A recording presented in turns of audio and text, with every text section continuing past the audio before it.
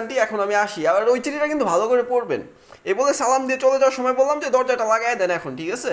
এ বলে আমি চলে গেছি, আন্টিও দরজা আটকে দিছে। এখন বাসায় এসে এই চিঠিটা আব্বার কাছে পৌঁছানোর আগে এইখানেও একটা সিস্টেম করতে হবে। আর সেম সিস্টেম এখানেও আমি নিচে ছোট করে লিখে দিছি যে জানো আমি একটা সমস্যার মধ্যে আছি, আমার কিছু টাকা দরকার, তোমার ছেলের কাছে কিছু টাকা পাঠিয়ে দিও। তো ওইটা লিখে আমি এই চিঠিটা নিয়ে আব্বার রুমে চলে গেছি, গিয়ে আব্বাকে সালাম দিয়ে বললাম আব্বা আপনার জন্য চিঠি নিয়ে এসেছি, এই না আপনার চিঠি। তো চিঠিটা বিছানার উপর রাখলাম, আব্বাও চিঠিটা উঠাইছে। এখন আমার সামনে পড়ে নগদ নগদ দিয়ে দিলেই কিন্তু হয়। যাই হোক, তারপর চিঠিটা নিয়ে সোফার উপর বসে পড়তে শুরু করলো। কিছুটুকু পড়ার পরে আর শরমে আমার সামনে পড়ে না।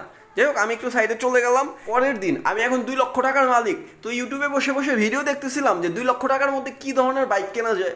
হঠাৎ খেয়াল করলাম যে আব্বা হঠাৎ করে সাজুগুজু শুরু করে দিছে, কোথায় যেন যাবে।